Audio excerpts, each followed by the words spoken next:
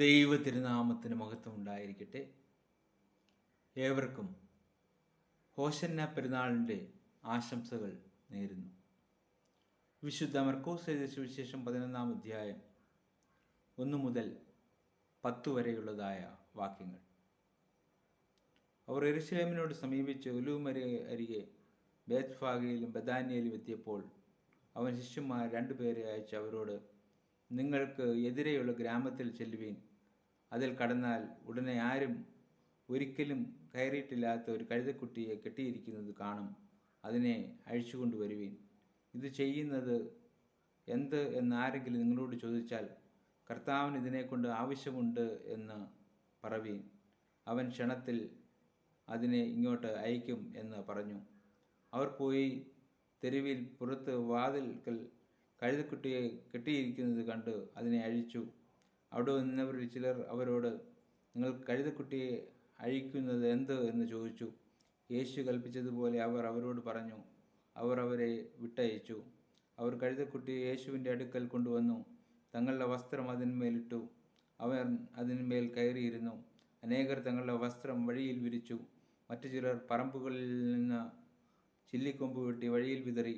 മുമ്പും പിമ്പും നടക്കുന്നവൻ ഹോശന്ന, കർത്താവിൻ്റെ നാമത്തിൽ വരുന്നവൻ വാഴ്ത്തപ്പെട്ടവൻ, വരുന്നതായ രാജ്യം നമ്മുടെ പിതാവായ ദാവീദിൻ്റെ രാജ്യം വാഴ്ത്തപ്പെടുമാറാകട്ടെ, അത്യുന്നതങ്ങളിൽ ഹോശന്ന എന്ന് ആർത്തുകൊണ്ടിരുന്നു.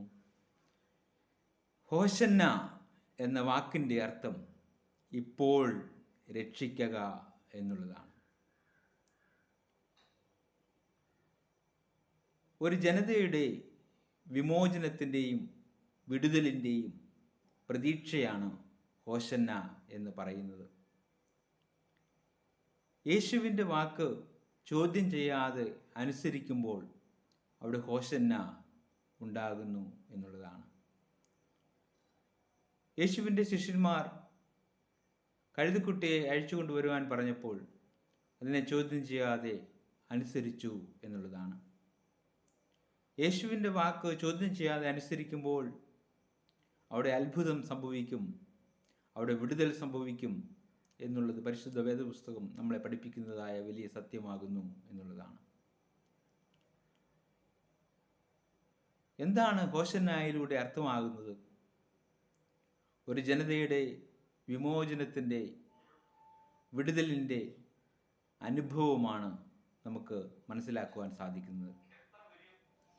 യേശുവിൻ്റെ രാജ്യം അത്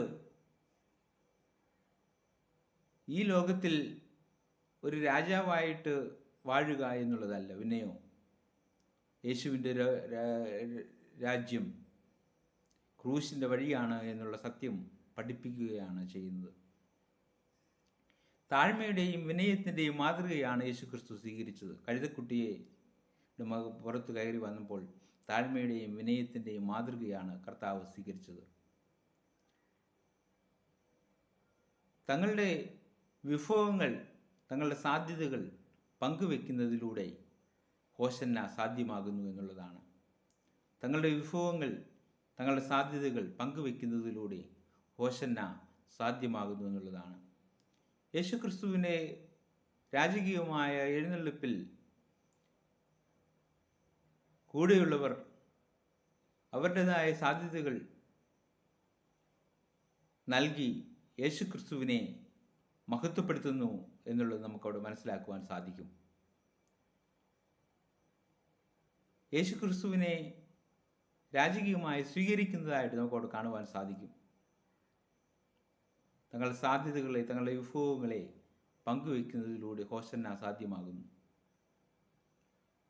3, ഹോശന്ന എന്ന് പറയുന്നത് ഒരു പ്രതീക്ഷയാണ് എന്നുള്ളതാണ്.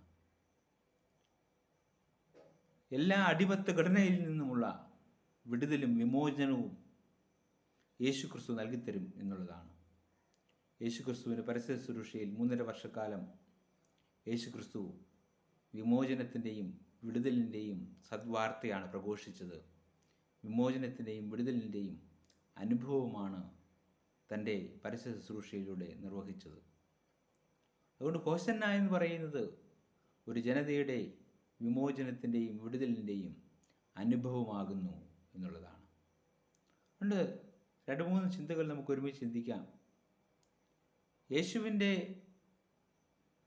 രാജകീയമായ എഴുന്നള്ളിപ്പ് യേശുവിൻ്റെ വാക്ക് ചോദ്യം ചെയ്യാതെ അനുസരിക്കുമ്പോൾ അവിടെ ഹോശന്ന ആകുന്നു എന്നുള്ളതാണ്. തങ്ങളുടെ വിഭവങ്ങൾ, തങ്ങളുടെ സാധ്യതകൾ പങ്കുവെക്കുമ്പോൾ അവിടെ ഹോശന്ന ആകുന്നു എന്നുള്ളതാണ്. ഒരു ജനതയുടെ വിമോചനത്തിൻ്റെയും വിടുതലിൻ്റെയും പ്രതീക്ഷയാണ് ഹോശന്ന എന്ന് പറയുന്നത്. ദൈവം എല്ലാവരെയും അനുഗ്രഹിക്കട്ടെ. ആമീൻ.